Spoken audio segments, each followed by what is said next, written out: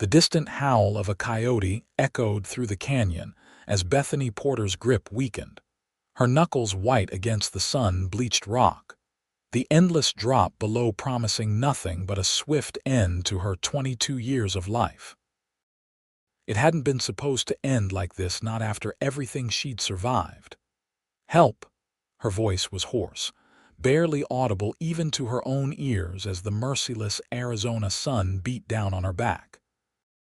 Her fingers slipped another fraction of an inch, tiny pebbles skittering down the cliff face and disappearing into the abyss below. "Somebody, please!" The thundering of hooves reached her ears just as her left hand lost its grip entirely. Hanging now by just her right hand, Bethany closed her eyes, saying a silent prayer to a God she wasn't sure was listening. "Grab my hand." The voice came from above, deep and urgent. Bethany's eyes flew open. A man leaned precariously over the edge, his arm extended toward her, his face shadowed by a wide-brimmed hat. Without hesitation, she reached up with her free hand, feeling his strong fingers close around her wrist. "I've got you," he said, his voice strained with effort as he began to pull. For a terrifying moment, neither of them moved, her suspended over death, him the only thing keeping her tethered to life.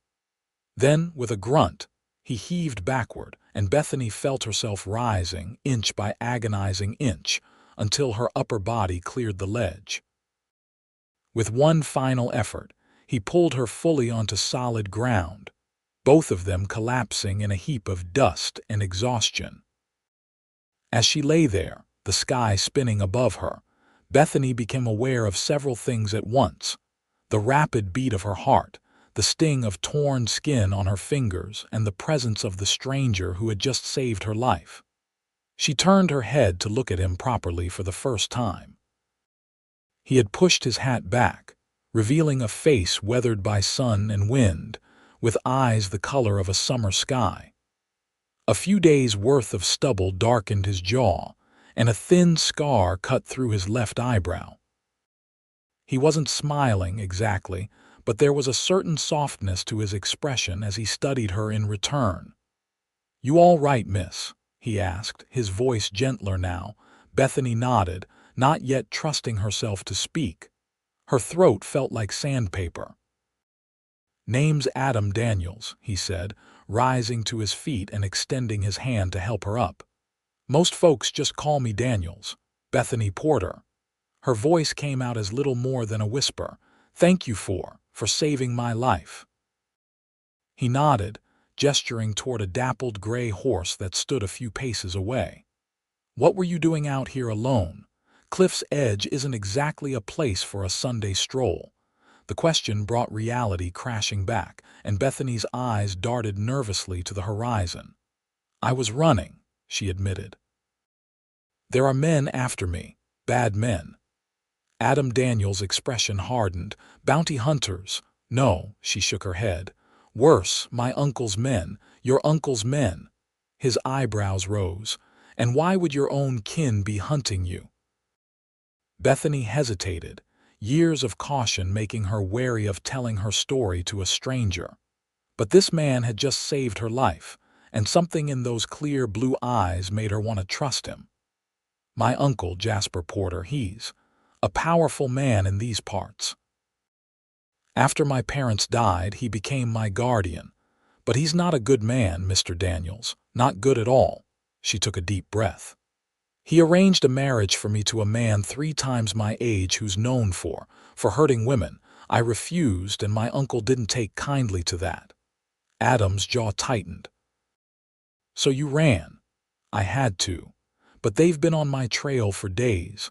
I thought I'd lost them, but they found me again this morning. I was trying to hide when I slipped." He glanced at the cliff edge, then back at her. "Well, Miss Porter, seems to me you've got yourself in quite a fix." He adjusted his hat, squinting against the sun. "Where were you headed?" "California," she said. "I have a cousin there. She'd take me in, I'm sure of it." Adam Daniels considered this for a moment, then whistled low. His horse trotted over, nudging his shoulder with its velvet nose. California's a long way from here." He reached for his canteen, uncorked it, and handed it to her. "Drink. Slowly now." Bethany accepted the water gratefully, taking small sips as instructed. The liquid was warm but heavenly against her parched throat. "Thank you," she said again, returning the canteen. "I should be moving on. If they find me—" "Hold on now," Adam interrupted, looking troubled. "You're in no condition to be traveling alone. Your hands are torn up, you're half dead from thirst, and if what you say is true, there are men tracking you who mean you harm." He frowned, seeming to wrestle with a decision. "I've got a place not far from here, ranch just outside of Eager. You could rest up there, get your strength back." Bethany stared at him, startled by the offer. "I couldn't impose. It's not imposing if I'm offering," he said firmly. "Besides, what kind of man would I be if I pulled you up from that cliff only to send you off to your death some other way?" She wanted to protest further, but exhaustion was setting in, her limbs suddenly heavy as lead. The prospect of safety, even temporary, was too tempting to refuse. "All right," she conceded. "Just for a day or two, until I can figure out my next move." Adam nodded, seemingly satisfied with her answer. He gestured to his horse. "This here's Maverick. He's strong enough to carry us both back to the ranch." With surprising gentleness for a man of his size, Adam helped Bethany to her feet and guided her to the horse. She winced as he lifted her into the saddle, her body protesting the movement. He swung up behind her a moment later, his chest warm against her back, arms reaching around her to take the reins. "Hold tight now," he murmured close to her ear. "It's about an hour's ride." As Maverick set off at a steady pace, Bethany found herself oddly comforted by the stranger's presence. For the first time in days, perhaps longer, she didn't feel alone. It was a dangerous feeling. Trust had nearly gotten her killed before, but for now, she allowed herself to lean back slightly against Adam Daniels' solid frame. The sun was beginning its slow descent toward the western horizon when they crested a small rise, and Bethany caught her first glimpse of the Daniels ranch. It wasn't grand by any measure, but it was tidy and well kept. A modest cabin with smoke curling from the chimney, a barn, a corral with several horses, and in the distance, cattle grazing on the sparse grass. "It's not much," Adam said, seeming to read her thoughts, "but it's mine." There was pride in his voice, and Bethany found herself smiling despite her exhaustion. "It looks wonderful," she said honestly. As they approached the cabin, the door swung open, and an older man stepped out, rifle in hand. He relaxed visibly when he recognized Adam. "You're back late," the man called, his eyes widening when he noticed Bethany. "And with company, I see." Adam dismounted first, then helped Bethany down from the saddle. Her legs nearly buckled beneath her, and he kept a steadying hand at her elbow. "Hank, this is Miss Bethany Porter," Adam said. "Miss Porter, this is Hank Wilson, my foreman and the closest thing to family I've got out here." Hank tipped his hat to her, his weathered face creasing in a smile. "Madam." Then to Adam. "Everything all right?" Found Miss Porter in a spot of trouble. "She'll be staying with us for a few days." Hank's eyebrows rose, but he asked no questions, merely nodding and taking Maverick's reins. "I'll see to your horse. Supper's almost ready. Maria's made her stew." "Much obliged," Adam replied, guiding Bethany toward the cabin. The interior was simple but comfortable, with a large fireplace, a solid wooden table with chairs, and a few pieces of well-used furniture. The smell of cooking food made Bethany's stomach growl, reminding her that she hadn't eaten properly in days. "The washing room's through there," Adam said, pointing to a door off to the side. "You can clean up and I'll see if I can find you something to wear." He hesitated, looking at her torn and dusty dress. "Might be a bit big, but it'll be clean." Bethany nodded gratefully. "Thank you." Left alone, She made her way to the washing room, finding a basin of clean water, soap, and a towel. She scrubbed the dust from her face and hands, wincing as the soap stung the raw skin of her fingers. Her reflection in the small mirror was almost unrecognizable, hair a tangled mess, face thinner than she remembered, eyes shadowed with exhaustion. A knock at the door startled her. "Miss Porter, I've left some clothes outside the door for you." "Thank you," she called back. The clothes were simple, a man's shirt, a pair of trousers that were indeed too big but could be cinched with a belt, and a clean bandana. Not exactly proper attire for a lady, but Bethany was well beyond caring about propriety. When she emerged, feeling somewhat more human, she found Adam and Hank seated at the table with a middle-aged Mexican woman ladling stew into bowls. "Miss Porter, this is Maria Garcia," Adam said. "She keeps this place running and makes sure Hank and I don't starve." Maria smiled warmly. "Sit, sit," she urged. "You need food. Too thin." The stew was hearty and delicious, and though Bethany tried to eat slowly, her hunger got the better of her. No one commented on her manners or lack thereof, which she appreciated. As the meal progressed, she felt some of her strength returning. "So," Hank said eventually, breaking the comfortable silence. "Where you from, Miss Porter?" Bethany glanced at Adam, who gave an almost imperceptible nod. "I grew up in Prescott," she said. "My father was a lawyer there. After my parents died, I went to live with my uncle in Flagstaff." "That's a fair piece from here," Hank observed. "Long way to travel alone." "I didn't have much choice," Bethany said quietly. "Miss Porter is headed to California," Adam interjected, saving her from further explanation. "She'll be staying with us until she's well enough to continue her journey." Hank nodded, seeming to accept this without question. "Well, you're welcome here, miss.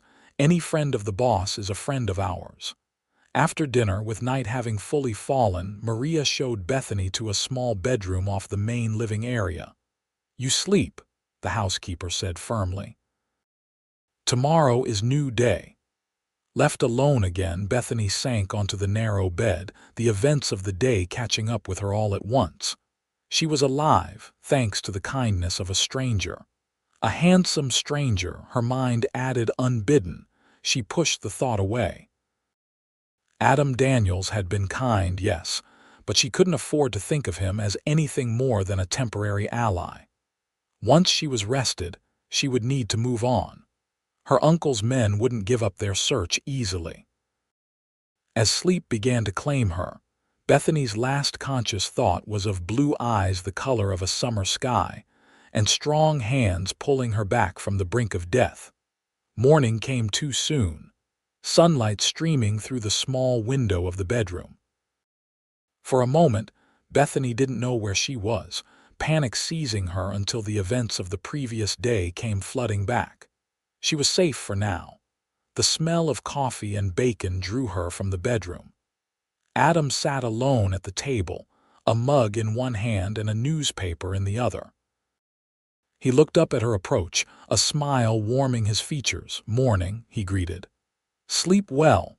"Better than I have in days," she admitted, accepting the coffee he poured for her. "Where are Hank and Maria?"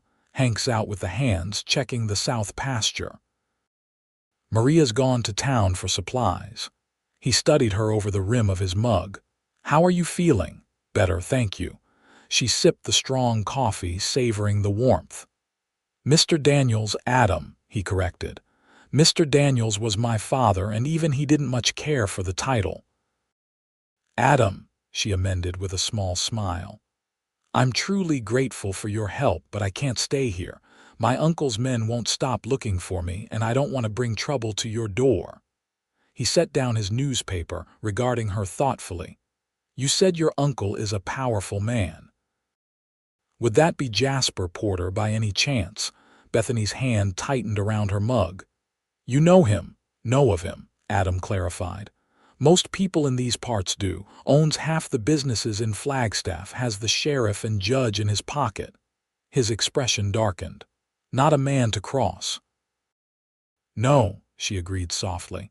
He's not. All the more reason you shouldn't be traveling alone, Adam said. Porter's reach is long, you need help getting to California. Hope flickered in Bethany's chest, quickly tempered by caution. What are you suggesting? I've been thinking about it, he said, leaning forward. I need to drive some cattle to Prescott next week. From there, it's not such a far journey to California. I could accompany you at least part of the way. Why would you do that? Bethany asked, genuinely perplexed. You don't know me. Adam's gaze was steady. I know enough. I know you're in trouble and I know I can help. That's plenty for me.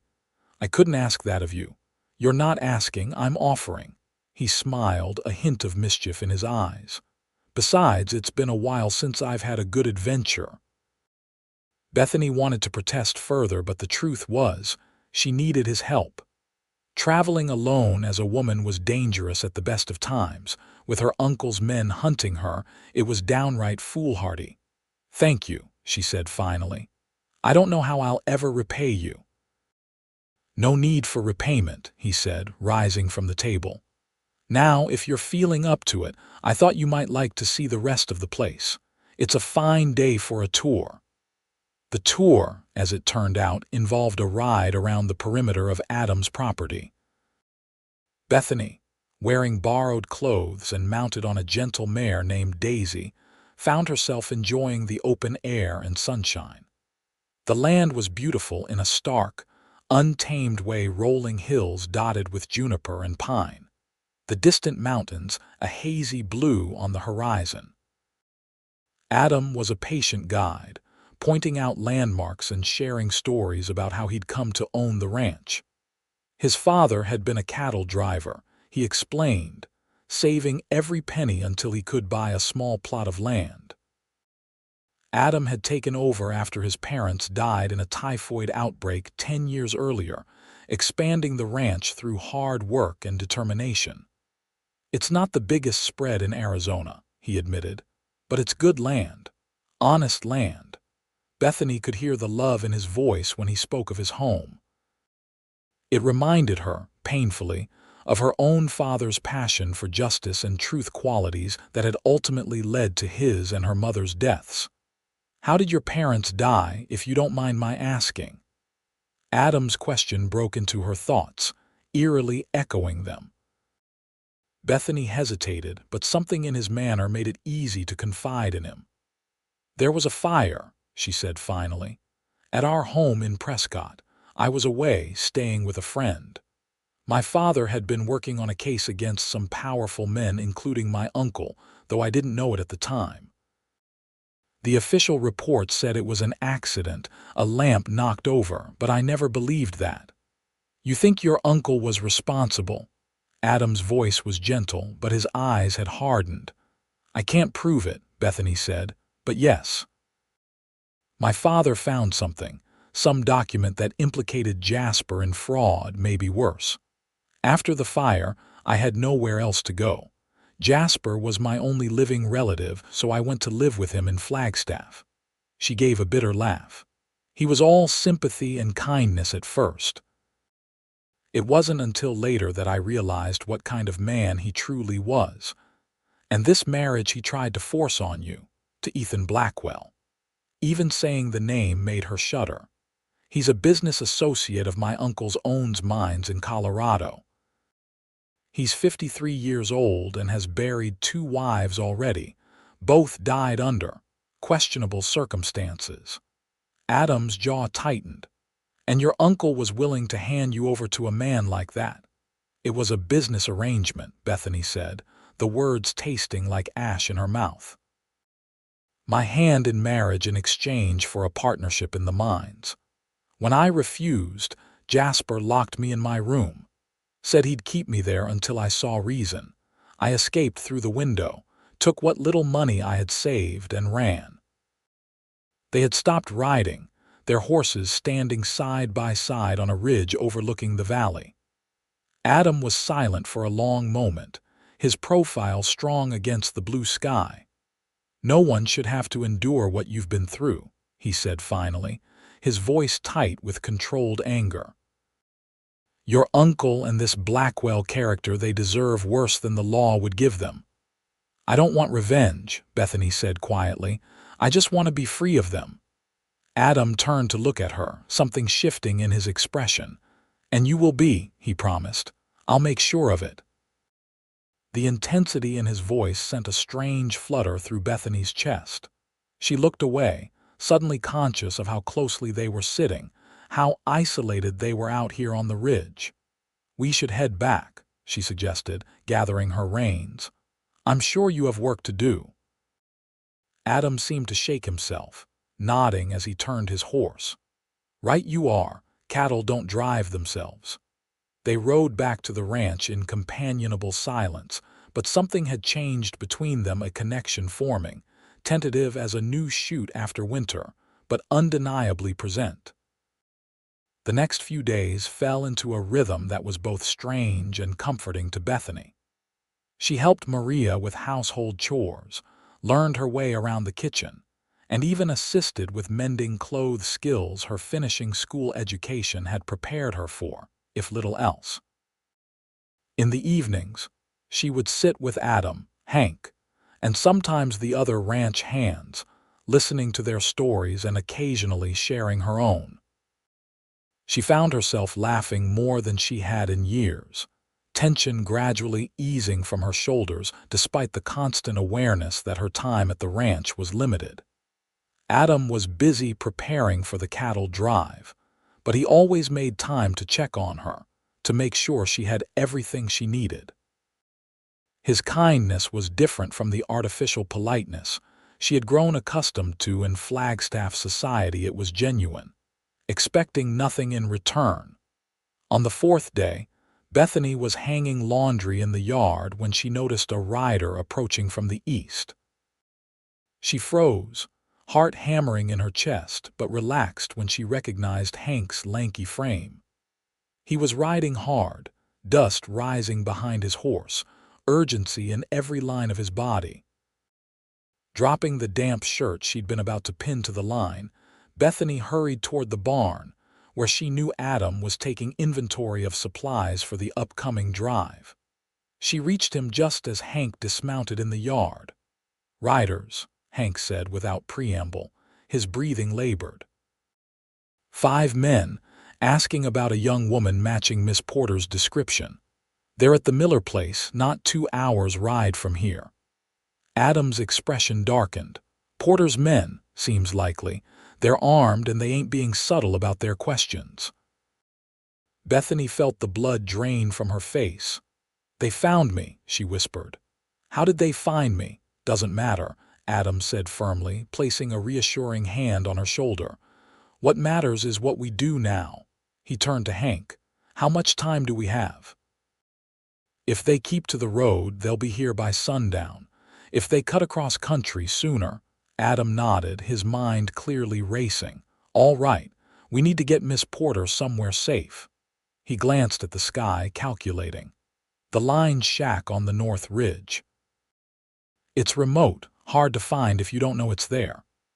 "I'll saddle the horses," Hank said, already moving toward the stable. "Wait," Bethany protested, panic rising in her throat. "I can't let you put yourselves at risk for me. These men, they're dangerous. They won't hesitate to hurt anyone who gets in their way."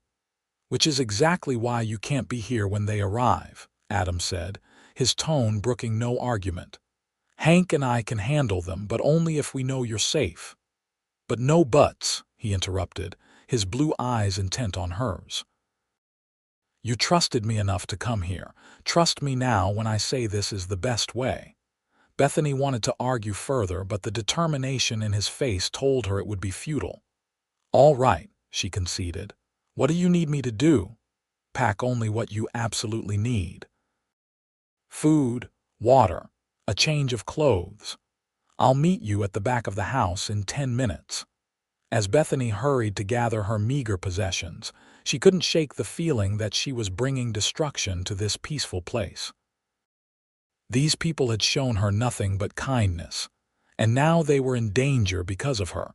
True to his word, Adam was waiting for her behind the house. 2 horses saddled and ready. He helped her mount, then swung up onto his own horse with practiced ease. "Hank will stay here," he explained as they set off at a brisk trot, heading north away from the main road. "He'll tell them he hasn't seen you, that he's been running the place alone while I'm away on business. Will they believe him?" Bethany asked, ducking to avoid a low-hanging branch as they entered a stand of pines. "Doesn't much matter if they do," Adam replied grimly. "They've got no cause to search private property without a warrant, and Hank won't let them pass the front gate." "You don't know these men," Bethany said, fear making her voice sharp. "They don't care about warrants or laws." Adam glanced at her, a hard smile playing at his lips. "Neither do I when it comes down to it." He patted the rifle in its scabbard beside his saddle. "Hank can handle himself." He was a Texas Ranger in his younger days. This information should have reassured Bethany, but her worry only deepened. The thought of violence erupting because of her was unbearable. They rode for nearly an hour, the terrain growing steeper and more rugged. Finally, they crested a ridge and Bethany saw their destination, a small, sturdy cabin nestled among a cluster of pine trees, nearly invisible from below. "The line shack," Adam said, dismounting and helping her down. "It's not much, but it's solid. Used it myself during the worst blizzard I've ever seen, 3 winters back." Inside, the cabin was indeed basic, a single room with a stone fireplace, a narrow cot against one wall, a rough table with 2 chairs, and a few shelves stocked with essentials. But it was clean and secure, the windows shuttered, the door thick oak with a heavy bar to secure it. "I'll get a fire going," Adam said, moving to the hearth. "Nights get cold up here, even in summer." Bethany stood awkwardly in the center of the room, still processing the rapid turn of events. "How long will we stay here?" "Just until we're sure Porter's men have moved on," he replied, expertly laying kindling. "A day or 2 at most. Then we'll head straight for Prescott, join up with the cattle drive. Safer to travel with a group."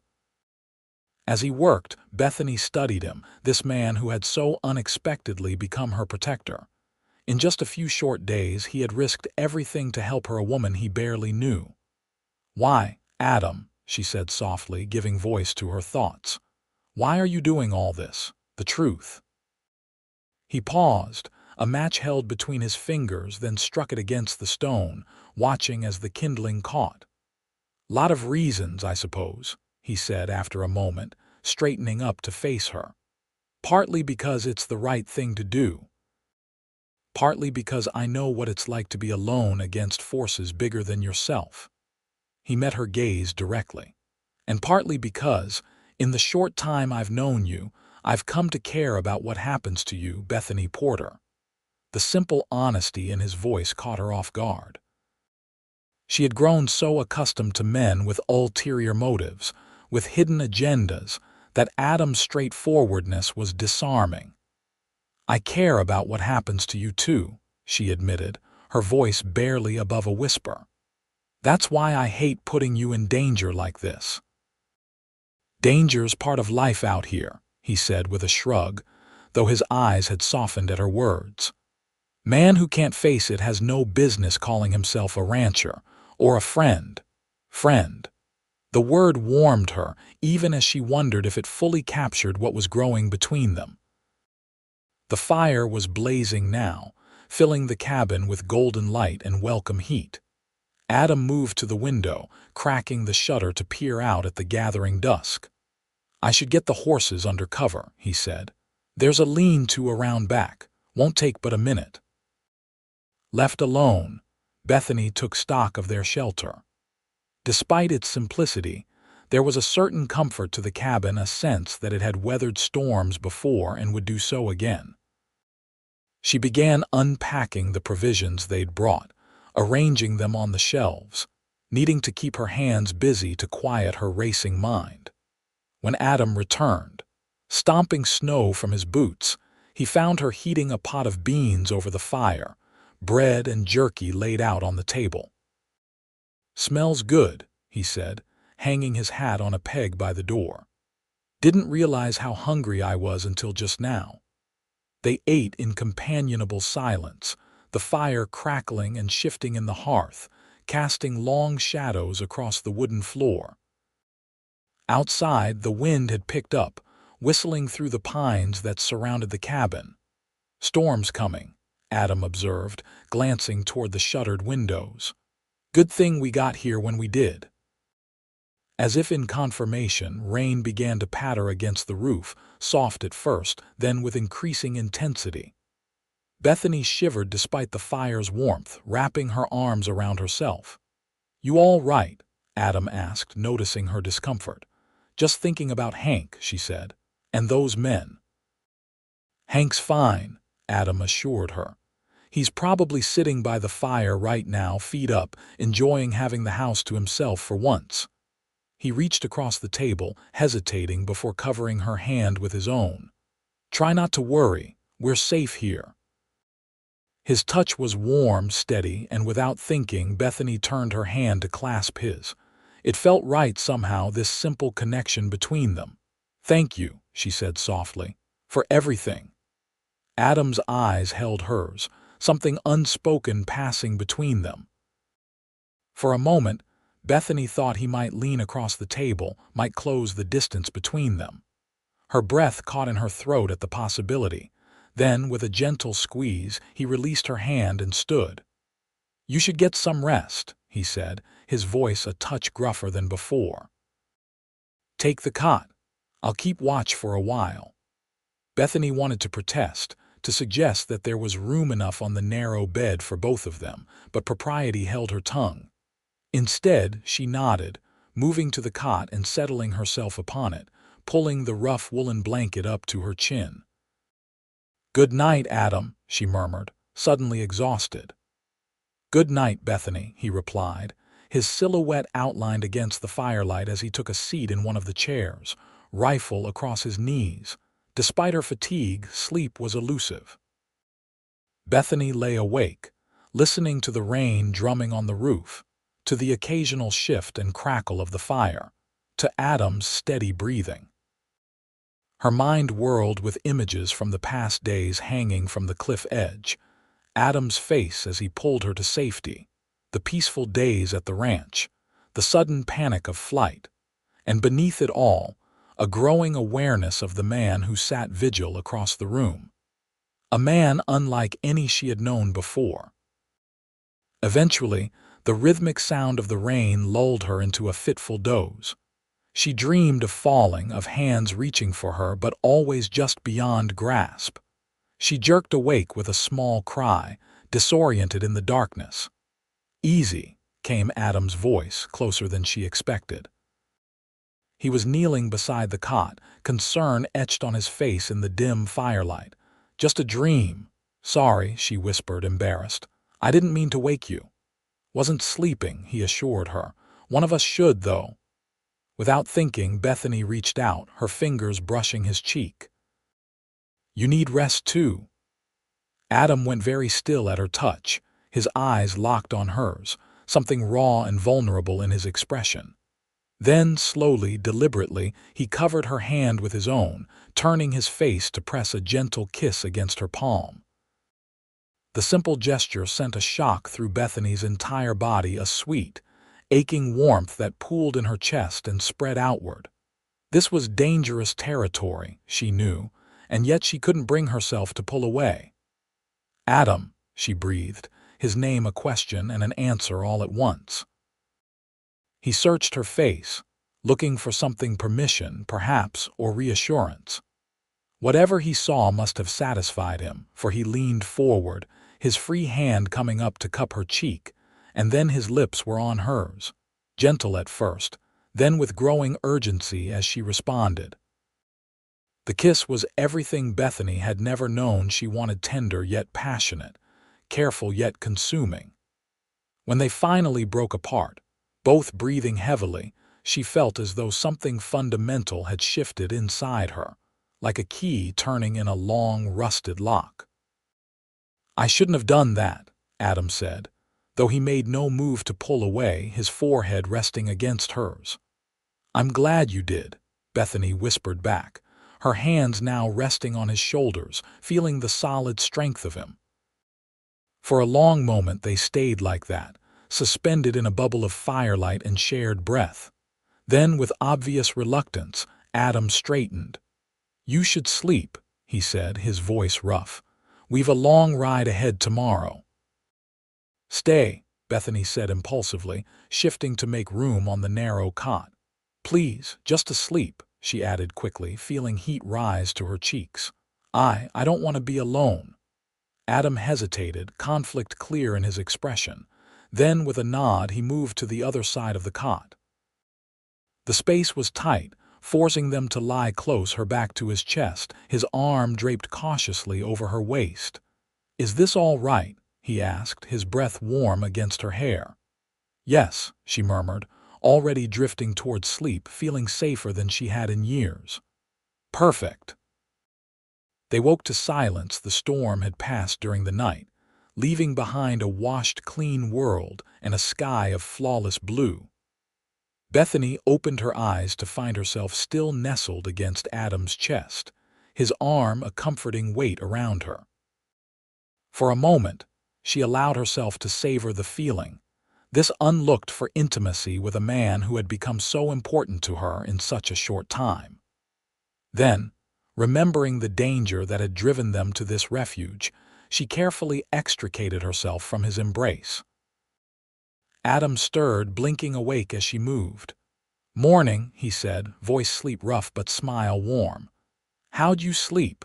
"Better than I expected," she admitted, smoothing her rumpled clothes. They shared a simple breakfast of jerky and hardtack, neither mentioning the night's kiss, though it hung in the air between them, sweet and charged with possibility. "I should check on the horses," Adam said when they had finished eating, "and see if I can spot any sign of riders from the ridge." While he was gone, Bethany busied herself tidying the cabin, packing their supplies, preparing for the journey ahead. Her mind, however, kept circling back to Adam, to his kiss, to the feeling of his arms around her, to the uncertain future that lay before them. She had come to care for him deeply. That much she could no longer deny. But what did that mean for her plans? Could she still go to California, leave him behind after all they'd shared? And what of the danger that followed her? Would it ever truly be safe for them to be together? Adam returned before she could untangle these thoughts, his expression grave. "Riders," he said without preamble. "3 of them heading this way, must have split off from the main group." Bethany's heart sank. "Did they see you?" "No, I don't think so. But they're following our trail from yesterday." He moved to the fireplace, kicking dirt over the embers. "We need to move. Now." They worked quickly, silently, gathering their belongings and saddling the horses. As Adam helped Bethany mount, his hands lingering at her waist, she caught his eye. "I'm sorry," she said quietly, "for bringing this to your door." His gaze softened. "Don't be, I'm not." He squeezed her hand, then swung up onto his own horse. "We'll head west through the high country. It's rough going, but they'll have a hard time following us there." The terrain was indeed challenging, steep, rocky slopes and dense pine forests. The path, sometimes no more than a game trail winding between boulders and across rushing streams. They rode hard, stopping only when necessary to rest the horses. By midday, they had covered significant ground, and Adam finally called a halt in a secluded clearing beside a small waterfall. As the horses drank from the pool below, he scanned their back trail, rifle ready. "See anything?" Bethany asked, passing him the canteen. "No," he said, taking a long drink. "But that doesn't mean they're not out there." They rested for an hour, sharing a meal of jerky and dried fruit, speaking little. The tension of pursuit hung over them, making casual conversation impossible. As they prepared to move on, Adam suddenly went still, head cocked like a hunting dog. "Horses," he said quietly. Coming up the valley, Bethany felt cold fear wash through her. How many, can't tell, sound carries strangely up here. He glanced around the clearing, assessing. But they're too close for us to outrun them now. We need to hide. He led her to a cluster of rocks at the base of a small cliff, the space between them just large enough for two people to squeeze into. In here, he urged, helping her dismount. I'll hide the horses in the trees and come back. Adam, Bethany caught his arm, suddenly terrified that she would never see him again. Be careful. He held her gaze for a heartbeat, then nodded, pressing a swift, hard kiss to her lips before disappearing with the horses. The wait was agony. Bethany huddled in the narrow space between the rocks, trying to control her breathing, to quiet her hammering heart. Every sound, the rustle of leaves, the call of a bird made her flinch, certain it heralded discovery. Finally, after what felt like hours but was probably only minutes, Adam returned, sliding into the hiding place beside her. They were pressed together, her back against the cool stone of the cliff face, his chest against hers, their faces inches apart. 3 riders, he whispered, his breath warm against her cheek. They're following our trail all right, but they seem uncertain. I think we confused them with our path through the stream back there. Bethany nodded, not trusting her voice. Adam's proximity was both comforting and distracting, his body a solid wall of warmth between her and the outside world. They'll reach this clearing soon, he continued, shifting slightly to peer through a crack between the rocks. We need to be absolutely still, absolutely silent. Can you do that? Yes, she whispered. Time stretched like taffy as they waited, frozen in their stone embrace. Bethany could feel every breath Adam took, could hear the steady thud of his heart where her hand rested against his chest.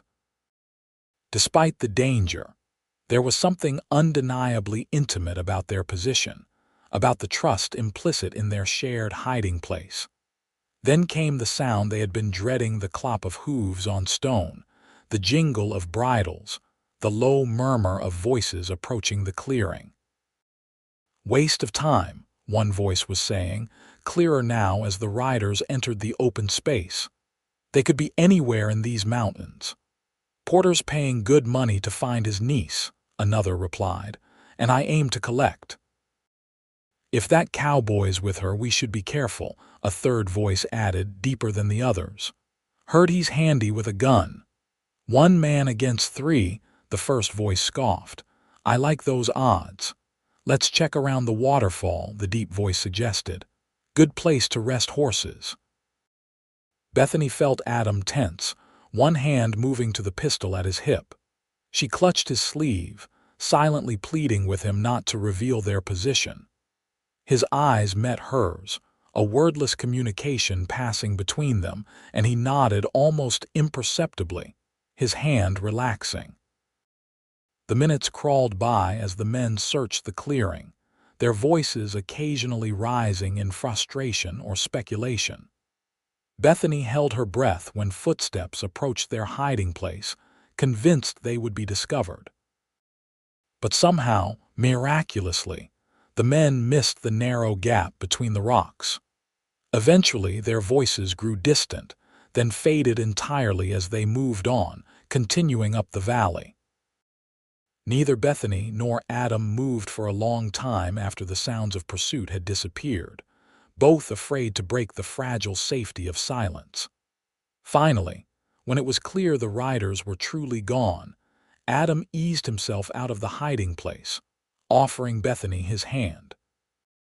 That was close, he said, his voice still low. Too close. Bethany nodded, legs unsteady as she emerged into the open air. What now? We head south, Adam decided after a moment's thought. Cut back toward the ranch from a different direction. They'll be expecting us to keep running west. It was a sound plan, and they set off immediately, Adam leading them on a circuitous route that took advantage of every bit of cover the landscape offered. They traveled until dusk, when the failing light made it too dangerous to continue on the rough mountain trails. They made camp in a small hollow, sheltered by pines, Adam declining to risk a fire despite the evening chill. They ate a cold supper, sitting close together for warmth, the stars emerging one by one in the darkening sky above. "Tell me about California," Adam said suddenly, breaking the comfortable silence. "What's waiting for you there?" Bethany considered the question. "My cousin Grace lives in San Francisco with her husband. She's the only family I have left who isn't. Well, who isn't like my uncle. I haven't seen her in years, but we used to write. She always said there was a place for me with them if I ever needed it." "And after that," Adam pressed gently, "what kind of life do you see for yourself?" It was a question Bethany hadn't allowed herself to contemplate fully. Her flight from Flagstaff had been about escape, not about building a future. "I'm not sure," she admitted. "I could teach, perhaps. I had good schooling. Or work as a companion to an older lady, something respectable." Adam was silent for a moment, his face difficult to read in the gathering darkness. "And that's what you want? A respectable life in the city?" "I don't know what I want," Bethany said honestly. "For so long all I've wanted was freedom. I haven't thought much beyond that." She turned to face him directly. "What about you? What do you want, Adam?" He looked up at the stars, considering. "Used to think I had it all figured out," he said finally. "The ranch, the cattle, maybe someday a family to pass it all on to. Simple dreams, I suppose." "They sound like good dreams," Bethany said softly. Adam's gaze returned to her face. "They are, but lately I've been thinking there might be room for adjustments." "What kind of adjustments?" Instead of answering with words, Adam reached out, his hand finding hers in the darkness, fingers intertwining. The gesture spoke volumes, a silent acknowledgement of the connection growing between them. They sat like that for a long while, hands clasped, watching as the stars wheeled slowly overhead, each lost in thoughts of what might be, of roads not yet taken. When sleep finally claimed them, it was side by side, blankets shared against the mountain chill, Adam's arm protectively around Bethany's shoulders, her head resting in the hollow of his shoulder as if it had been made for just that purpose. Dawn brought with it a decision. As they broke camp, Adam outlined his plan. They would return to the ranch, gather supplies and the rest of the cattle drive crew, then head for Prescott as originally planned. "Safety in numbers," he explained as they rode. "My men are loyal, and they know these trails better than any bounty hunter. We'll get you to California safely, Bethany, I promise." She believed him, trusted him in a way she had trusted no one since her parents' deaths. But as they descended from the high country, the ranch coming into view in the valley below, a new worry gnawed at her. "And after?" she asked, the question that had kept her awake for much of the night finally finding voice. "After California, what then?" Adam reined in his horse, turning in the saddle to face her. "That depends," he said carefully, "on what you want. And if what I want has changed." Bethany asked, heart pounding. "If California doesn't seem like the answer anymore," hope dawned in Adam's eyes, cautious but unmistakable. "Then we'd have to find a new answer, together." The word hung in the air between them, laden with possibility, together. It was both terrifying and exhilarating, the prospect of a future she hadn't dared imagine until now. Before she could respond, movement in the valley below caught her attention. Riders, at least a dozen of them, surrounding the ranch house. "Adam," she gasped, pointing. "Look." His expression hardened as he followed her gaze. "Porter's men," he said grimly. "More than I expected, and they've got Hank and the others penned in." Fear clutched at Bethany's heart. "What do we do?" Adam studied the scene below, his mind clearly racing. "We can't leave them," he said finally. "But we can't just ride in there either. That's exactly what they want." He scanned the surrounding countryside, then pointed to a ridge overlooking the ranch. There, we can get a better view from that position, maybe figure out how many we're dealing with. They made their way carefully to the ridge, dismounting and crawling the last few yards to peer over the edge. The scene below was grim Hank, and the other ranch hands had been gathered in the yard, guarded by armed men, while others searched the buildings. "I count 15, Adam murmured, his face set in hard lines. "Too many for a direct approach." "This is my fault," Bethany whispered, anguish in her voice. "All of this." "No," Adam said firmly. "The blame lies with your uncle, not with you." He scanned the ranch again, his experienced eye noting details. "They've got men at the barn, the house, and the corral, but the bunkhouse looks clear, and there's only one guard at the back of the property." "What are you thinking?" A slow, dangerous smile spread across Adam's face. "I'm thinking it's time to even the odds a little." His plan was both simple and audacious. They would circle around to the rear of the property, neutralize the lone guard, then use the bunkhouse as a base to free the ranch hands. With Hank and the others armed, they could drive Porter's men from the ranch. "It's risky," Adam admitted, "but I don't see another way." Bethany nodded, determination replacing fear. "I'm with you." They left the horses hidden in a grove of trees and made their way on foot to the back of the property, moving from cover to cover. The guard was half asleep at his post, clearly not expecting trouble from this direction. Adam approached silently from behind, one hand clamping over the man's mouth while the other pressed his pistol to the guard's temple. "Make a sound, and it'll be your last," he growled. The guard froze, then nodded his understanding. With quick efficiency, Adam bound and gagged the man, hiding him behind a woodpile before motioning Bethany forward. They reached the bunkhouse without incident, slipping inside to find it empty but for the ranch hands' personal belongings, and crucially, several rifles stored in a locked cabinet that Adam quickly opened with a key from his pocket. "Now for the tricky part," he said, loading one of the rifles and handing it to Bethany. "Can you shoot?" "My father taught me," she replied, checking the weapon with practiced hands, "though I've never shot at a person before." "With luck you won't have to," Adam said. "But if it comes to it, aim for the center of the body. Harder to miss that way." He outlined their approach. They would create a distraction at the far side of the ranch, drawing some of Porter's men away from the yard. Then Adam would free Hank and the others, while Bethany provided covering fire from the bunkhouse window. "Once my men are armed, Porter's hired guns will find themselves outmatched," Adam concluded. "Most aren't fighters, they're bullies, used to intimidating unarmed folk. When faced with real resistance, they'll likely run." It wasn't a perfect plan, but it was the best they had. With a nod of agreement, Bethany took up her position at the window, watching as Adam slipped out the back door toward the barn. Minutes passed, tension building with each heartbeat. Then came the sound they were waiting for, a series of loud explosions from the far side of the property, followed by shouts of alarm and the thunder of running feet. Adam had rigged several sticks of dynamite from his supplies, setting them to explode in sequence.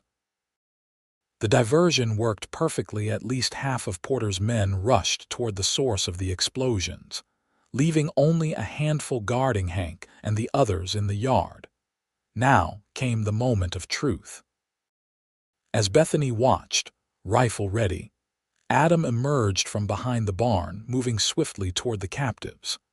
He took down the nearest guard with a blow to the head before the man even realized he was there, then cut Hank's bonds with a quick slash of his knife.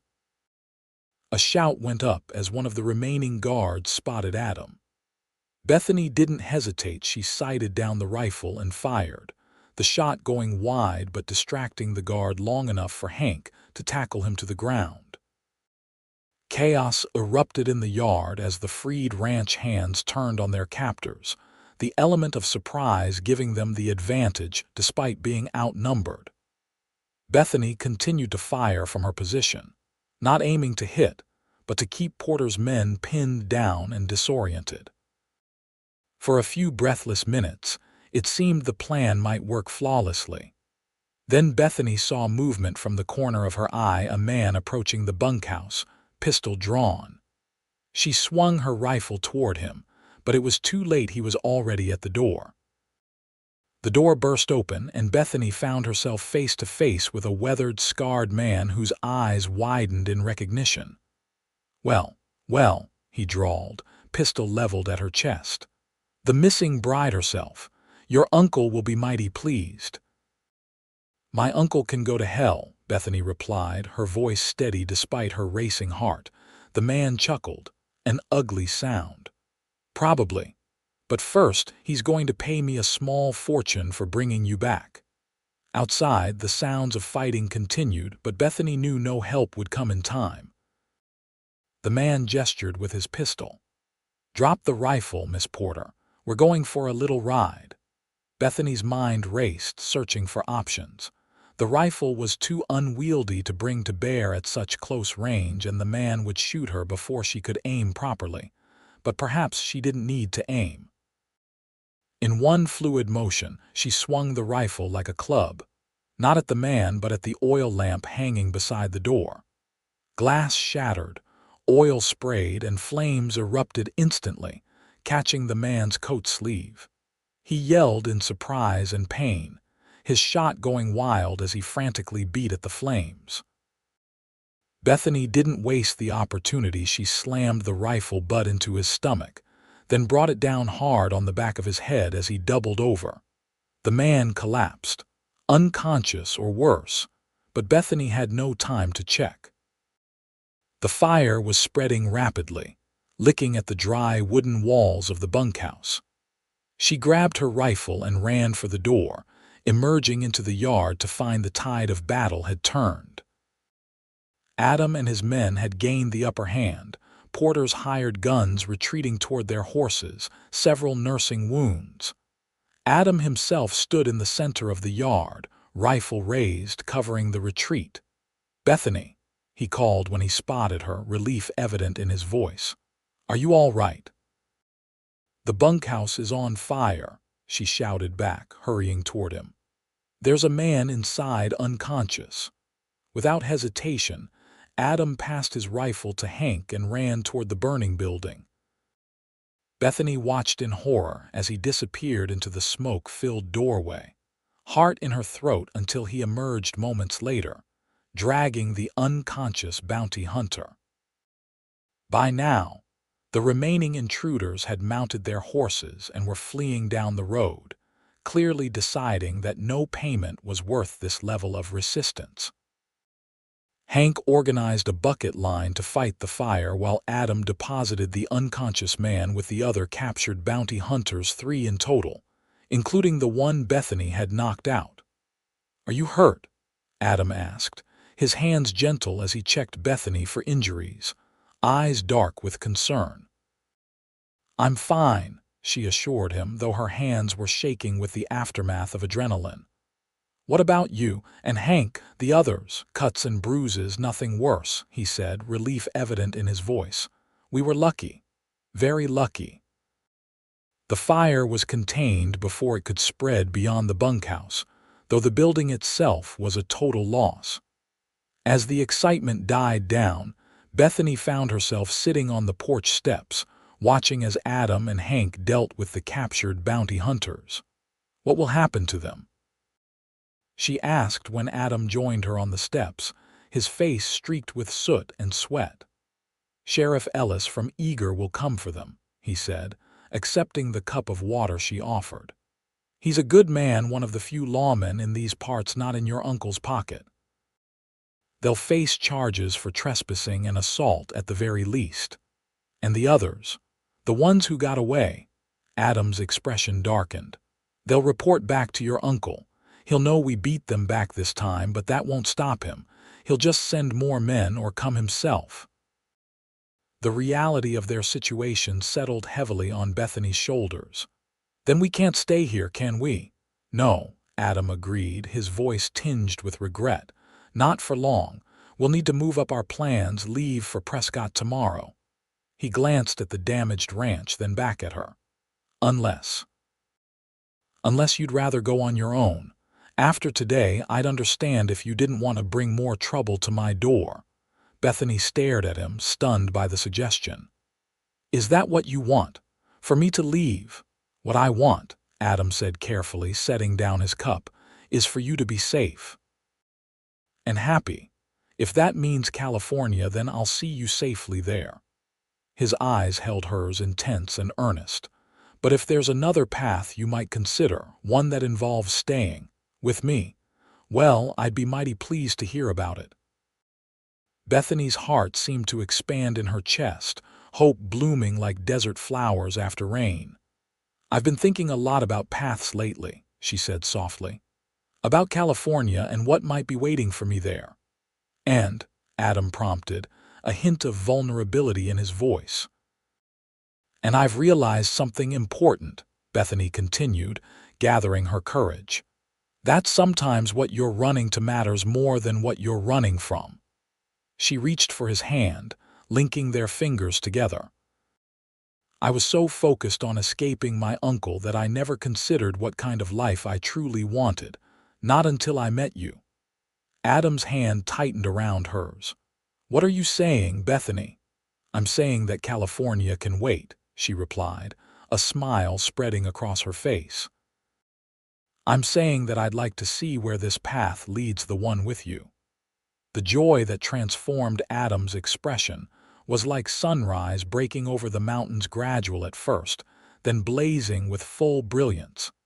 He lifted their joined hands, pressing a kiss to her knuckles. "I was hoping you might say that," he admitted, voice rough with emotion. "Though we'd still need to deal with your uncle, find a way to make you truly free of him." "We will," Bethany said, newfound determination stealing her voice. "Together." Adam nodded, the word an echo of their earlier conversation, now imbued with deeper meaning.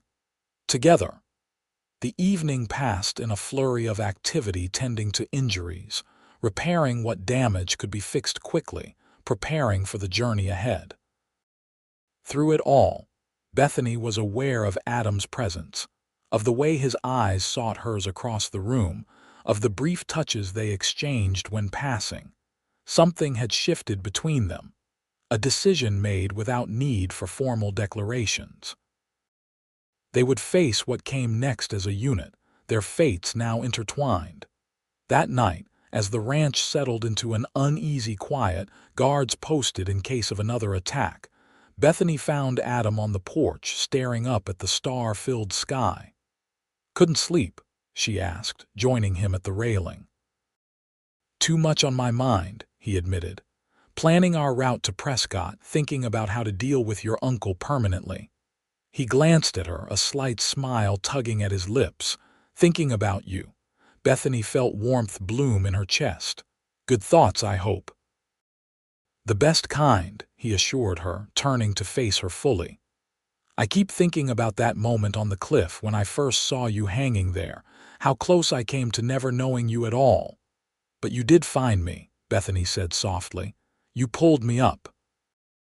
"Best decision I ever made," Adam murmured, reaching out to tuck a strand of hair behind her ear, his touch lingering against her cheek. Bethany leaned into his hand, all pretense of distance falling away. "I think fate had a hand in it," she said. "Bringing me to your doorstep, or your cliff, rather."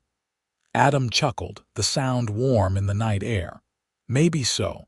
If that's the case, I owe fate a debt of gratitude." They stood there for a long moment, the space between them charged with possibility. Then, with a gentleness that belied his strength, Adam drew her into his arms, his lips finding hers in a kiss that felt like coming home. Bethany melted into him, arms winding around his neck, heart singing with a joy she had never expected to find. When they finally broke apart, both breathless, Adam rested his forehead against hers. "I love you, Bethany Porter," he said simply, the words a statement of fact rather than a question requiring answer. "Didn't expect it, wasn't looking for it, but there it is all the same." Tears pricked at Bethany's eyes, happy ones this time. "I love you too, Adam Daniels," she whispered back. "And I'm not running anymore, not from this, not from us." His smile was like sunrise, warm and full of promise. "Good," he said, sealing the declaration with another kiss. "Because I don't plan on letting you go anytime soon." Dawn broke clear and bright over the Daniels ranch, finding its inhabitants already hard at work preparing for departure. The cattle drive to Prescott would proceed as planned, but with additional precautions, more men, more weapons. A route designed to avoid the main trails where ambush might be easy. Bethany worked alongside Maria, packing provisions and medical supplies, her heart lighter than it had been in years despite the danger that still pursued them. Occasionally, she would catch Adam's eye across the yard, and the smile they shared was a secret language all their own. By midday, they were ready. The cattle had been gathered, the wagons loaded, the ranch secured as best it could be in their absence. Hank would remain behind with a few of the hands, guarding the property against further incursions. "You look after the boss," Hank told Bethany as they prepared to leave, his gruff voice betraying unexpected affection. "He's a good man, but he tends to put others first. Someone needs to watch out for him." "I will," Bethany promised, touched by the old foreman's concern. "And we'll be back before you know it." Hank nodded, satisfied. "See that you are. Place won't be the same without you too." As they set off, a long line of riders, wagons, and cattle stretching out across the valley, Bethany rode beside Adam at the head of the procession. She felt a pang of guilt at leaving the ranch so soon after the attack, but Adam had assured her that the property would be safe in Hank's capable hands. "He was a Texas Ranger for 20 years, Adam had explained. "Knows every trick in the book when it comes to defending territory. And your uncle's men will be wary now they know we're willing to fight back." Still, Bethany couldn't shake the feeling that this was merely the opening skirmish in a longer war. Jasper Porter was not a man who accepted defeat gracefully. He would regroup, rethink his approach, but he wouldn't give up, not on retrieving his niece and not on punishing those who had defied him. As if reading her thoughts, Adam reached across the space between their horses, briefly squeezing her hand. "We'll figure it out," he said, confidence in his voice. "One step at a time." The journey to Prescott would take nearly 2 weeks, following a circuitous route through the high country. It was slower than traveling alone, but the cattle drive provided excellent cover. No one would expect Bethany to be part of such a large, visible group. The days fell into a rhythm up before dawn to get the herd moving, long hours in the saddle, camp set up at dusk, meals taken around the fire, stories shared beneath the stars. Bethany surprised herself with her own adaptability, learning quickly the routines and responsibilities of trail life. She had expected the cowboys to resent her presence, a woman among men in what was traditionally a male domain. Instead, they accepted her with good-natured ease, impressed by her willingness to work and learn. By the end of the first week, she was taking her turn at watch, helping with the cooking, even assisting with minor injuries to both humans and cattle. And through it all, her bond with Adam deepened, strengthened by shared purpose and the quiet moments they managed to steal amid the bustle of the drive. A touch of hands while passing the coffee pot, a shared smile across the fire, occasional private conversations when they rode side by side at the head of the herd.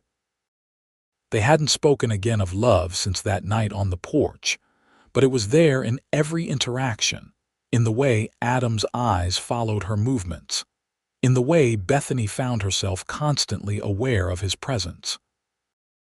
It was a love growing roots, establishing itself as something lasting rather than the fleeting passion she had once imagined love to be. On the 10th day of their journey, as they made camp in a sheltered valley, Adam approached Bethany with a thoughtful expression. "We need to talk about what happens in Prescott," he said, leading her a little away from the camp for privacy. "We're only 2 days out and we need a plan." Bethany nodded, the reality of their situation reasserting itself after the relative peace of the trail. "My uncle will have men in Prescott," she acknowledged. "It's too important a town for him not to have eyes there."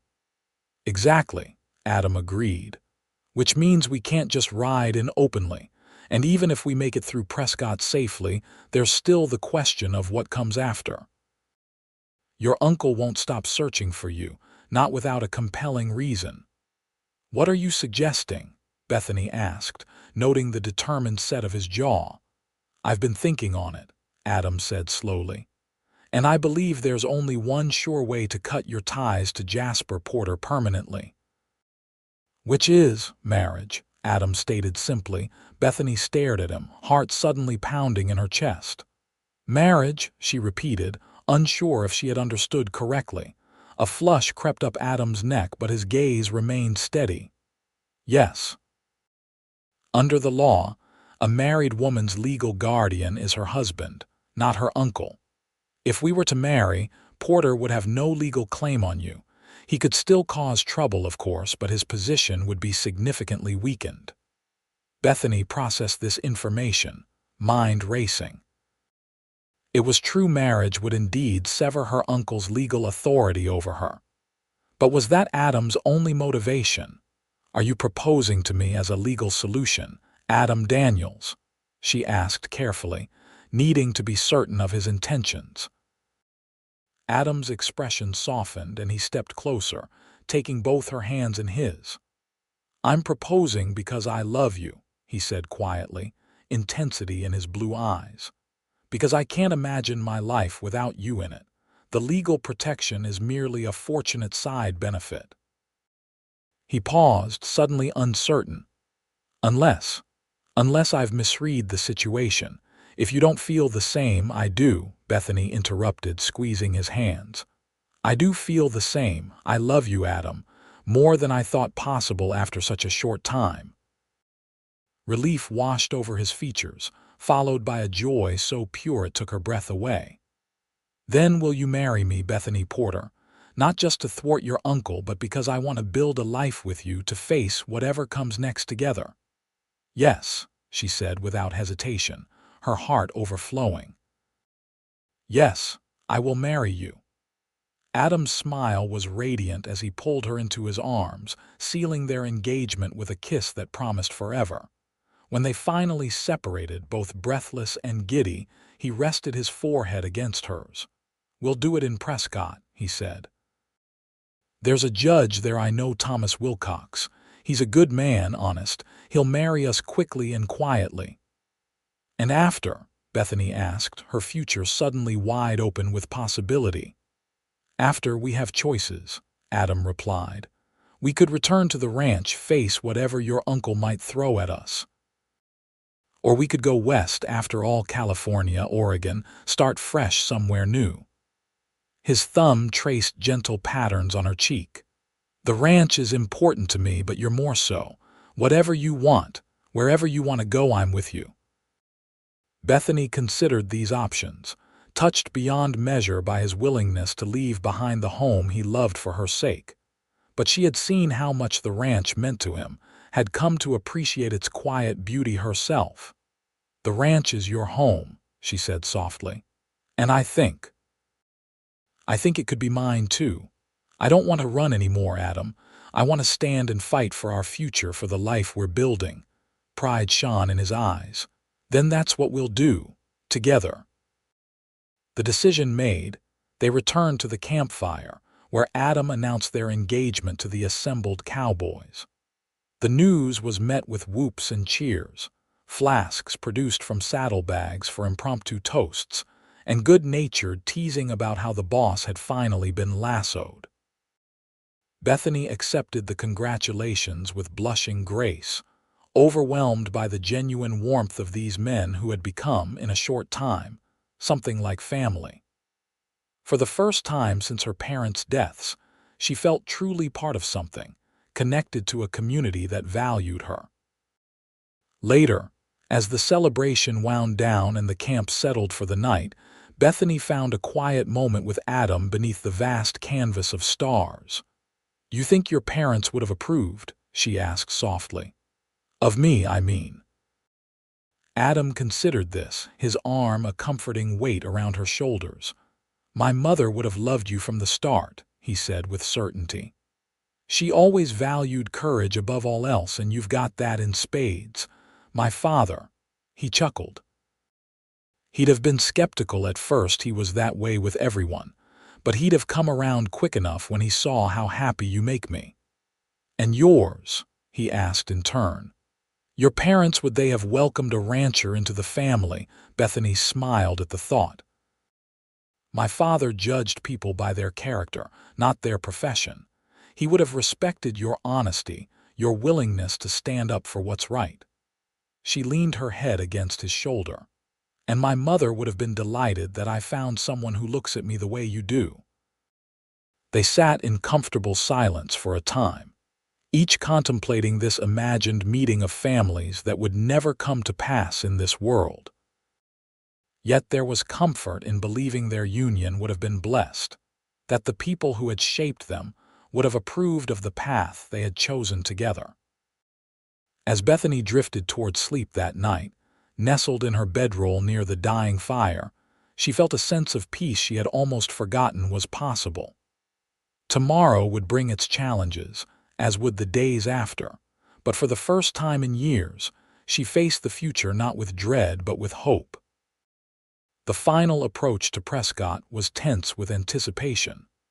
They had split from the main cattle drive that morning, Adam delegating responsibility to his foreman, while he, Bethany, and two trusted hands took a less traveled path into town. Prescott, in 1882, was a bustling center of commerce and government, the territorial capital of Arizona with all the activity such status entailed. Its streets were lined with businesses ranging from saloons to lawyers' offices, its plaza dominated by the territorial courthouse. It was to this courthouse they headed first, Adam leading them through back streets to avoid the main thoroughfares where they might be observed. The two cowboys, Tom and Charlie, positioned themselves casually outside the building, keeping watch while Adam and Bethany slipped inside. Judge Thomas Wilcox was, as Adam had described, a good man, fair-minded and direct, with shrewd eyes that missed nothing. When Adam explained their situation, leaving out no detail of Jasper Porter's machinations, the judge listened without interruption, his expression growing increasingly grave. "Porter's influence has grown concerning these past years," Wilcox admitted when Adam had finished. "There have been rumors about his business practices, his treatment of those who cross him, but nothing solid enough to bring charges." He studied Bethany with compassionate eyes. "I'm sorry for what you've endured, Miss Porter, and I agree that marriage would indeed remove his legal authority over you." "Then you'll perform the ceremony?" Adam asked. The judge nodded. "Today, if you wish. The sooner it's done, the better. But understand, Porter is not a man to accept defeat gracefully. Marriage will protect Miss Porter legally, but it won't stop him from seeking other forms of revenge. We understand the risks," Bethany assured him, her hand finding Adam's. "We're prepared to face them." "Very well," Wilcox said, seeming satisfied with her resolve. "Return at 5 o'clock. I'll have my clerk as witness, and we'll keep the proceedings private." They left the courthouse feeling one step closer to security, if not quite to safety. The rest of the day was spent in necessary preparations, purchasing a simple ring from a jeweler on a side street. Bethany selecting a new dress that, while not the elaborate wedding gown she might once have dreamed of, was at least clean and presentable. "Not exactly the wedding most girls imagine," Adam said apologetically as they shared a quick meal in a quiet corner of a modest cafe. "When this is all over, I promise you a proper celebration." Bethany smiled, reaching across the table to touch his hand. "This is exactly the wedding I want," she assured him. "You and me making our promises to each other. The rest is just decoration." Adam's expression softened and he brought her hand to his lips. "How did I get so lucky?" he murmured against her fingers. "I believe it involved a cliff and a very timely rescue," Bethany replied, her smile widening. They laughed together, the tension of the day briefly lifted by the shared memory that had brought them to this moment. At 5 o'clock precisely, they returned to the courthouse, Tom and Charlie still maintaining their vigilant watch outside. Judge Wilcox welcomed them into his chambers, where his clerk, a young man named Perkins, awaited with the necessary paperwork. The ceremony itself was brief, but no less meaningful for its simplicity. Standing before the judge's desk, hands clasped and eyes locked, Bethany and Adam exchanged vows that were ancient in their form but fresh and vital in their intent. "I, Adam James Daniels, take you, Bethany Grace Porter, to be my lawfully wedded wife, to have and to hold from this day forward for better or worse, for richer or poorer, in sickness and in health, to love and to cherish, until death do us part.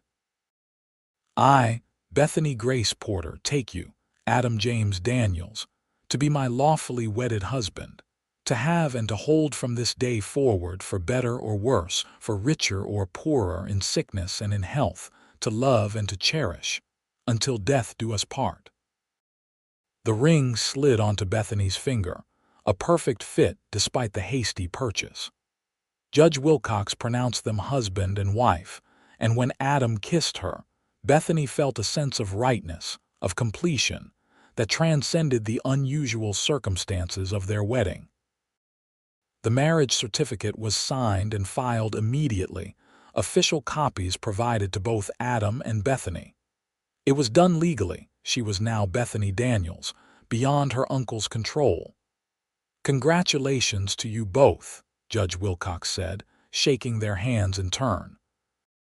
"May you find happiness together, despite the storm clouds that brought you to this point." They thanked him sincerely, both for the ceremony and for his understanding of their situation. As they prepared to leave, the judge hesitated, then spoke again. "One moment, Mr. Daniels. I have something that might interest you." He moved to a filing cabinet, rifling through papers before extracting a folder. "Reports have come across my desk, recently complaints against Porter's business practices. Nothing substantial enough for prosecution yet, but—" He handed the folder to Adam.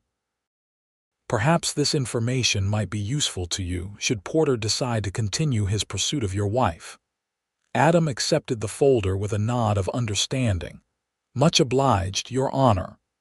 "I never gave you that," Wilcox said firmly, "and if asked, I would deny it. But justice wears many faces in these territories. Sometimes, the law as written falls short of the law as it should be." Outside the courthouse, the late afternoon sun gilded Prescott's buildings in golden light. Tom and Charlie offered their congratulations, genuine pleasure in their rough faces as they escorted the newlyweds back to the small hotel where they had taken rooms for the night. "We'll keep watch, boss," Charlie assured Adam as they reached the hotel. "No one'll get past us." "Much appreciated," Adam replied, clasping each man's hand in turn. "We'll head back to the ranch at first light."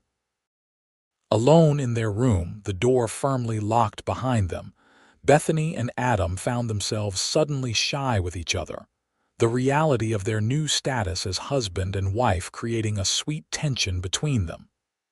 "Mrs. Daniels," Adam said, testing the name as he removed his hat and coat. Has a nice ring to it, don't you think? Bethany smiled, her cheeks warming. It does indeed, Mr. Daniels. He crossed the room to her, hands gentle as they framed her face. Are you happy, Bethany? He asked, a hint of vulnerability in his voice. With all of this with me? Happier than I ever thought possible, she answered truthfully, rising on tiptoe to press her lips to his. And a little terrified, if I'm honest. Terrified. Adam drew back slightly, concern in his eyes. Not of you, Bethany clarified quickly. Of how much I love you. Of how quickly everything has changed. She traced the line of his jaw with her fingertips. A month ago, I was a prisoner in my uncle's house. Now I'm here with you, starting a life I never dared imagine. Understanding dawned in Adam's expression. It's been a whirlwind, he agreed. For both of us. If you need time, no, Bethany interrupted softly. I don't need time. I just need you to know that it's not just about escaping my uncle. It's about choosing the life I want, the future I want. With you. Adam's smile was slow and sweet, his eyes crinkling at the corners. That's all I needed to hear, he murmured, drawing her close again, his kiss deeper this time, filled with promise and desire. The night that followed was one of discovery and tenderness, of whispered words and gentle touches, of two souls finding in each other the home they had been seeking. And when dawn broke, finding them tangled in each other's arms, it was with renewed purpose and shared strength that they faced the day ahead. The return journey to the ranch was undertaken with caution, but also with a new sense of hope. Bethany rode tall in the saddle, her wedding ring a comforting weight on her finger, her status as Adam's wife a shield against her uncle's legal claims. Still, they knew the battle was far from over. Judge Wilcox's folder had revealed troubling patterns in Jasper Porter's business dealings, hints of fraud, intimidation, even possible connections to several mysterious deaths, including a fire that had claimed the lives of a lawyer and his wife in Prescott some years earlier. We need more evidence, Adam had said as they studied the documents together. Enough to take to the territorial governor, maybe even to federal authorities. If we can prove even half of what's suggested here, your uncle will be too busy defending himself to pursue you. It was a sound strategy, but gathering such evidence would be dangerous. Porter had spent years covering his tracks, buying silence, eliminating threats. They would need to be careful, methodical, and above all, patient. For now, though, their immediate focus was on returning safely to the ranch. They traveled by day, kept to less used trails, and maintained a watchful guard at night. Tom and Charlie proved their worth many times over, their keen eyes spotting potential trouble before it could materialize, their knowledge of the land guiding them safely through difficult terrain. They were a day's ride from Eager when they encountered the first real sign of pursuit, fresh tracks of multiple horses, moving fast along the trail they had just traversed. 5, maybe 6 riders, Tom reported, kneeling to examine the prints, pushing their horses hard. These tracks are only a few hours old. Adam's jaw tightened. Porter's men, seems likely, Charlie agreed. They're following our trail, not just heading in the same direction. Then we need to move faster, Adam decided. Cut across country, use the rough ground to our advantage. They rode hard for the rest of the day, pushing their horses as much as they dared, taking shortcuts through terrain that would be difficult for less experienced riders to navigate. By nightfall, they had gained some distance on their pursuers, but not enough to feel secure. We'll take turns on watch tonight, Adam told the others as they made a cold camp in a secluded hollow. 2 hours each. No fire. Bethany's watch came in the darkest hours before dawn. She sat wrapped in a blanket, rifle across her knees, listening to the night sounds and watching the stars wheel slowly overhead. Despite the danger, There was a strange peace to the moment, a sense that whatever came next, she was no longer alone to face it. She was just about to wake Charlie for the final watch when a twig snapped somewhere in the darkness beyond their camp. Instantly alert, Bethany raised her rifle, scanning the shadows for movement. "Adam," she whispered, keeping her eyes on the darkness as she reached to shake her husband awake. "Someone's out there." Adam was on his feet in seconds, gun drawn, Tom and Charlie following suit with the silent efficiency of men used to danger. They formed a protective circle, backs to each other, eyes outward. "Show yourself," Adam called into the night. "We're armed and ready." Silence answered him, heavy and tense. Then a voice, deep and cold, replied from the shadows. "So are we, Daniels, and we have you surrounded." Bethany's blood ran cold. She knew that voice, Samuel Reeves, her uncle's most trusted enforcer, a man rumored to have killed a dozen people for Jasper Porter over the years. "What do you want, Reeves?" Adam demanded, his arm pressing Bethany slightly behind him. "Just the girl," Reeves replied, still unseen. "Hand her over and the rest of you can ride away. Porter doesn't care about you, it's his niece he wants." "She's not his niece anymore," Adam said firmly. "She's my wife, and she's not going anywhere with you." A chuckle floated through the darkness. "Marriage, is it? Clever move, Daniels. But it changes nothing. Porter wants her back, and what Porter wants, Porter gets." "Not this time," Bethany called, stepping forward to stand beside Adam. "Tell my uncle I'm done running and I'm done being afraid. If he wants a fight, we'll give him one in court with the evidence we've collected on his crimes." There was a moment of silence, then the ominous sound of multiple guns being cocked. "Have it your way," Reeves said, his voice hardened. "Bring them in, boys alive if possible, but don't take chances." Shadows moved in the darkness, converging on the small camp from all sides. Bethany raised her rifle, heart pounding, Adam a solid presence beside her. Tom and Charlie stood firm as well, weapons ready, facing outward toward the approaching threat. The first shot came from their left, a warning, striking the ground near Charlie's feet. The cowboy returned fire immediately, his bullet finding its mark if the sudden cry of pain was any indication. After that, chaos erupted.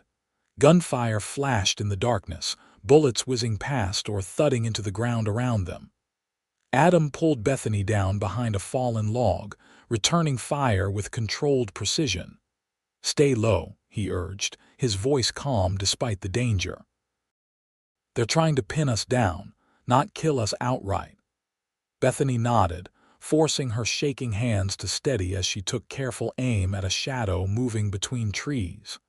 She squeezed the trigger, the rifle bucking against her shoulder, and was rewarded with a shout of surprise as her target dropped. "Good shot," Adam praised, firing again into the darkness. Tom and Charlie had taken cover as well, one behind a boulder, the other in a shallow depression in the ground. They were holding their own, their experience evident in their disciplined fire and movement. But they were outnumbered, and Reeves' men were tightening the circle, drawing closer with each exchange of gunfire. It was only a matter of time before they were overwhelmed. "We need to break out," Adam muttered, quickly reloading his pistol. "Make for the horses. If we can reach them, we might outrun them." Bethany glanced toward where they had tethered their mounts about 30 yards away, partially hidden by brush.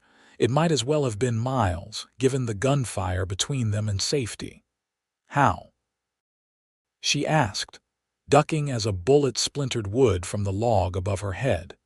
Before Adam could answer, a new sound cut through the night, the thunder of approaching hooves, many of them, coming fast from the direction of the ranch. "What the—" one of Reeves' men started, only to be cut off by a commanding shout. "This is Sheriff Ellis. Throw down your weapons and surrender." Relief flooded through Bethany as she recognized the name, the sheriff from Eager that Adam had mentioned, the one not in her uncle's pocket. Confusion erupted among Reeves' men, their fire faltering as they found themselves suddenly caught between two forces. Several broke cover, running for their horses, only to be cut off by mounted riders emerging from the darkness. "Last chance," the sheriff called. "Drop your weapons or we open fire." For a tense moment, the outcome hung in the balance. Then, one by one, guns clattered to the ground as Reeves and his remaining men raised their hands in surrender. "You all right, Daniels?" Sheriff Ellis called, dismounting as his deputies secured the prisoners. "We are now," Adam replied, helping Bethany to her feet. "Your timing is impeccable, Sheriff." Ellis, a stocky man with a graying mustache and shrewd eyes, approached them, nodding to Bethany. "Mrs. Daniels, I presume." "Hank sent word that you might need assistance. Said Porter's men had been sniffing around the ranch again after you left." "You rode all this way based on Hank's word?" Adam asked, clearly impressed. "Hank Wilson doesn't exaggerate danger," Ellis replied simply. "And I've been looking for an excuse to bring in Reeves for years. The man's got a list of crimes longer than my arm, but Porter's influence has kept him free." He glanced at the captured men. "Not anymore." As dawn broke over the eastern horizon, painting the sky in shades of pink and gold, Bethany felt a weight lifting from her shoulders. They weren't completely safe, yet her uncle was still free, still powerful, but for the first time, she could see a path forward that didn't involve constant flight. The journey back to the ranch was triumphant, Sheriff Ellis and his deputies escorting them with Reeves and his men in custody. They arrived to find Hank waiting anxiously, his weathered face breaking into a rare smile at the sight of them. "Knew the sheriff would find you in time," he said gruffly, clasping Adam's hand. Then, to Bethany's surprise, he tipped his hat to her. "Welcome home, Mrs. Daniels." Home. The word resonated in Bethany's heart as she looked around at the ranch that had become so dear to her in such a short time. This was where her new life would take root, where her future with Adam would unfold. That evening, with Reeves and his men safely locked in the Eager jail awaiting transfer to territorial authorities, Adam and Bethany sat on the porch of the ranch house, watching the sunset paint the western sky in brilliant hues. "What happens now?" Bethany asked, her head resting against Adam's shoulder, her hand in his. "Now," Adam replied, pressing a kiss to her hair, "we build our life together. The ranch may be children someday. And we gather evidence against your uncle carefully, methodically, until we have enough to see him brought to justice." Bethany nodded, picturing the future he described, a future of purpose and love, of family and home. "It won't be easy," she said thoughtfully. "My uncle won't stop coming after us, not until he's behind bars." "No," Adam agreed. "It won't be easy, but nothing worth having ever is." He squeezed her hand gently. "Are you up for it, Mrs. Daniels? For all of it, the good and the hard?" Bethany lifted her head to meet his gaze, finding in his blue eyes all the strength and tenderness she had come to rely on. "With you, I'm up for anything, Mr. Daniels." His smile was answer enough, and as he bent to kiss her, Bethany knew with absolute certainty that she had found where she belonged, not in flight, but in standing firm, not in escape, but in commitment, not in fear, but in love. The years that followed were not without challenges. Jasper Porter, true to his nature, did not give up easily. There were legal battles, attempts at intimidation, even a second attack on the ranch that was repelled with the help of neighbors and friends. But through it all, Bethany and Adam stood together, their bond strengthening with each obstacle overcome. They worked tirelessly to build the case against Porter, gathering testimonies from those he had wronged, uncovering financial records that proved fraud, even finding a witness to the fire that had killed Bethany's parents. 3 years after their marriage, justice finally came for Jasper Porter. In a territorial court in Phoenix, he was convicted of multiple counts of fraud, conspiracy, and 2 counts of murder. The sentence was life imprisonment, no chance of parole, no possibility of ever again threatening the life Bethany and Adam had built, and life at the Daniels Ranch flourished. The cattle operation expanded, becoming one of the most successful in the territory. A proper house was built to replace the original cabin, though the old building was preserved as a reminder of where they had started. In the spring of 1886, their family grew with the birth of twins, a boy they named James, after Adam's father, and a girl they called Elizabeth, after Bethany's mother. 2 years later, another son joined the family, Michael, completing their circle of love. Bethany never did make it to California, though she occasionally corresponded with her cousin Grace. She had found her home in Arizona, in the stark beauty of its landscapes, in the community of Eager that had welcomed her as one of their own, and most of all, in the unwavering love of the cowboy who had pulled her from the edge of a cliff and into his heart. On their 10th wedding anniversary, Adam surprised Bethany with a picnic on the very ridge where they had hidden from Reeves and his men all those years ago. The spot, once associated with danger and fear, had been reclaimed as a place of beauty and significance in their shared history. "Do you ever regret it?"